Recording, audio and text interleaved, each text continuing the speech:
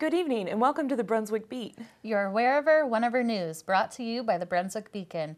I'm Catherine Jasowick. And I'm Rachel Johnson. In our top news story tonight, Brunswick County Commissioners Chairman Bill Sue has raised the bar. For months, speculation has been rampant about the upcoming fiscal year's tax rate. The popular assumption, even among all 5 county commissioners, has been county commissioners would elect to impose a revenue-neutral tax rate to offset the $9.5 billion plummet in value from this year's countywide tax revaluation. But during the waning moments of the Commissioner's 2-day budget retreat, Sue directed County Manager Marty Lawling to create a budget with a tax rate less than revenue neutral. Lawling said he was meeting with department heads to go over each department's proposed budget. Bells may be ringing at different times next year at Brunswick County Schools. Superintendent Edward Pruden has proposed a staggered start schedule, which would help save the district $500,000 in transportation costs. The elementary school day would be from 7:35 a.m. to 2:35 p.m. Middle school would be from 8:50 a.m. to 3:55 p.m. and high school would be from 8:55 a.m. to 3:50 p.m. Pruden said research shows high school students' internal clocks are set later than younger students, so having a later start time is more conducive to student learning. We are bringing it up in the first place, not so much for the sleep patterns, even though that's important, but primarily we're looking for a way to save $500,000 without impacting the classroom, and with the sleep pattern consideration might actually help the classroom. Pruden is expected to present his proposal along with a proposed budget to Board of Education members on April 19th. McDonald's and Food Lion have plans to build and supply, but they aren't the only ones with their eye on Brunswick County. Target, TJ Maxx, and Chick-fil-A have all expressed an interest in possibly coming to town. Both McDonald's and Food Lion hope to begin construction this year near the North Carolina 211 and US 17 intersection. As for Target, TJ Maxx, and Chick-fil-A, they are looking into the possibility of locating in the county, but it will be a few years before we know for sure. A Longwood man has been ticketed for an out-of-control trash fire that broke out last week in South Carolina. The fire spread across the state line, endangering homes in the Carolina Shores North community. James M. Saunders of Longwood was cited and fined by the South Carolina Forestry Commission for allowing the fire to spread, failure to notify the Forestry Commission of a planned burn, and failure to take proper precautions to keep the fire contained. The March 23rd fire consumed 35 to 40 acres.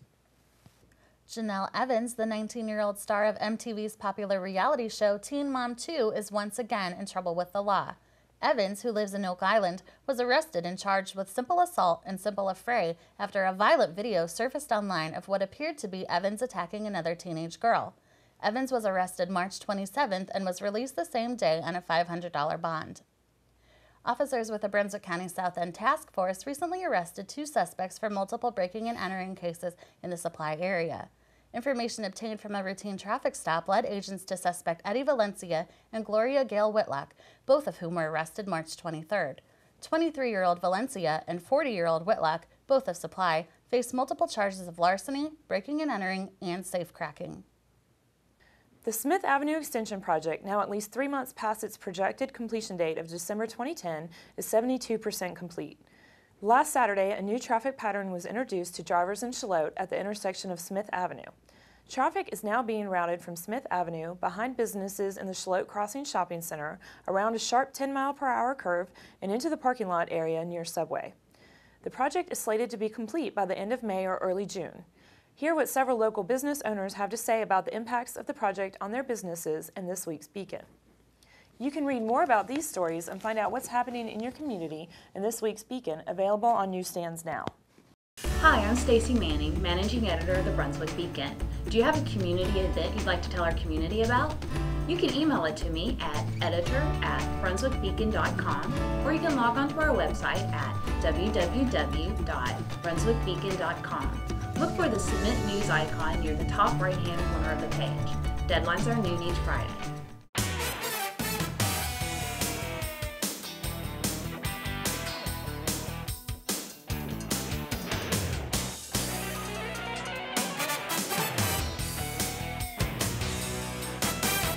Volleyball's version of March Madness took place Saturday in the gym at the Dinah E. Gore Fitness and Aquatics Center. One local team and several out-of-town youth volleyball teams played in the all-day tournament for 14-year-olds. Hundreds of parents and fans watched the matches hosted by the Brunswick Juniors Volleyball Club. Brunswick Community College volleyball coach Melissa Everett established the Brunswick Juniors Volleyball Club in the fall for youth volleyball players from around the county. There are currently 5 teams and 49 kids in the program. The teams travel throughout the state to compete in regional tournaments. The West Brunswick girls and boys track teams swept tri-meets with Whiteville and East Bladen on March 24th at West. West Kayla Paget won the discus throw in a personal best 132 feet and 7 inches. Paget also won the shot put in a personal best 37 feet and 2 inches. The West Brunswick High School softball team remained undefeated in their conference by beating Whiteville 3-1 last Friday. Kim Cook was the winning pitcher for the Trojans. She gave up 1 unearned run and 7 hits. She walked 3 and struck out 8. West Brunswick had no hits in the first 3 innings, but in the 4th, Alyssa Chappell hit a home run. Another run was scored when Sam Smith singled and came home on a hit by Des Avalon. Paige Ward singled and later scored on a hit by Hannah Stocks in the 5th inning. Bill Bixler aced the 17th hole at Tiger's Eye Golf Club on March 23rd. He used a 5 hybrid on the 165-yard hole. On the same day, Rod Fermi aced the 6th hole. He used a 9-iron on the 130-yard hole. Both were playing in an Ocean Ridge Men's Golf League event. Find weekly sports updates and many great photos in the sports section of your Weekly Beacon. Will the warm weather ever return? Let's check this week's forecast.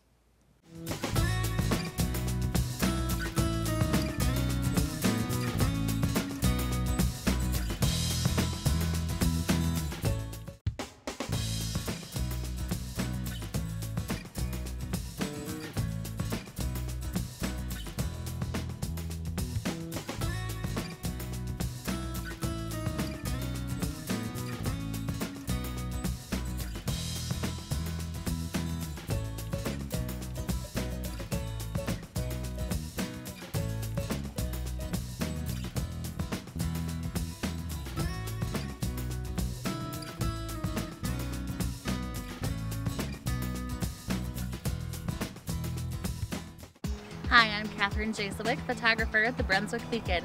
This time of year, Brunswick County is as pretty as a picture. Do you know of a picturesque location? Let us know and we'll come take a picture of it. You can send us an email at editor@brunswickbeacon.com, or you can log onto our website, www.brunswickbeacon.com. Click the Submit News icon in the upper right-hand corner of the screen. Let us know exactly where to be and we'll come with our cameras in hand.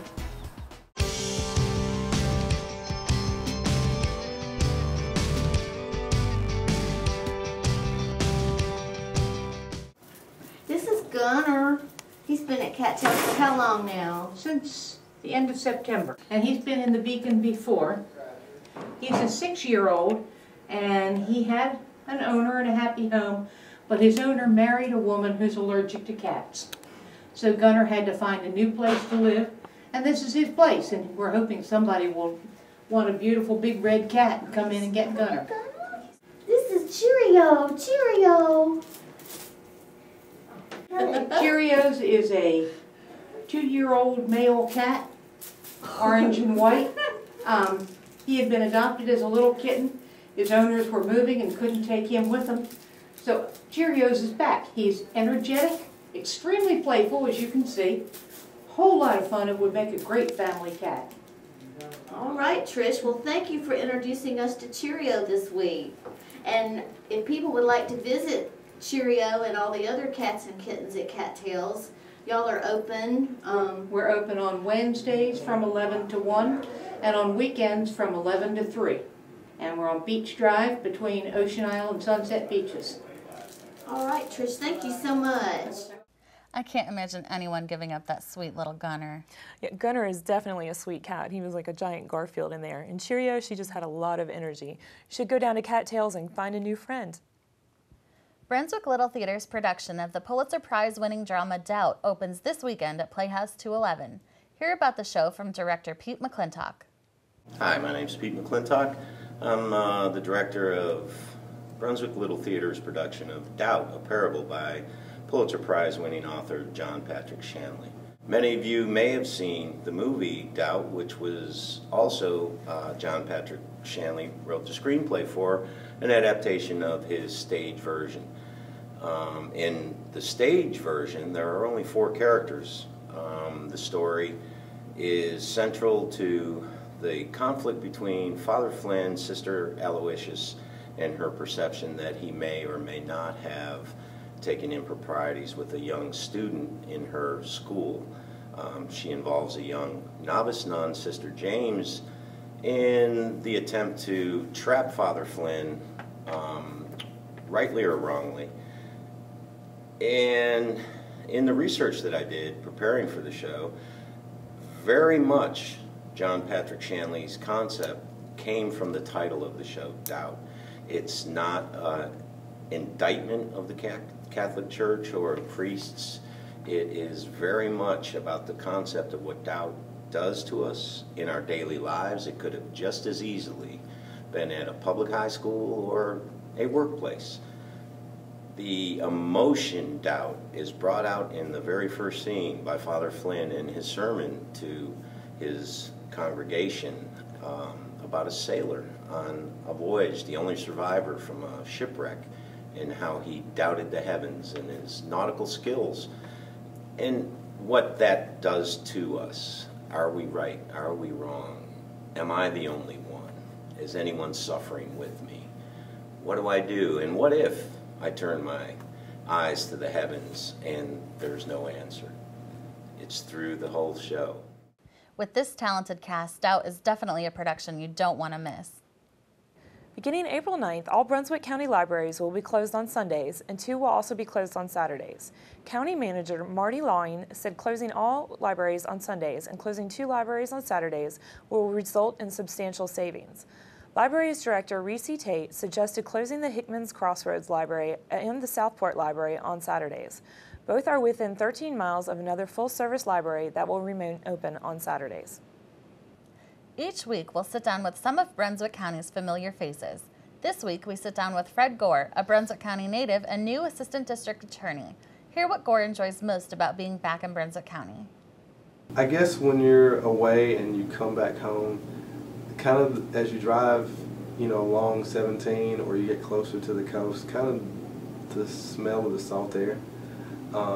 It's a comforting feeling that I grew up with, and being away and you get a chance to come back home gives you a comforting feeling of knowing that's a place that's familiar and a place that you feel safe, and that's why I enjoy prosecuting, because I feel like I'm maintaining that same feeling that I grew up with, and making sure that other people get to have that same feeling. But the smell of the salt air is something that I value and miss for many years, and I'm glad to be able to get back and enjoy it.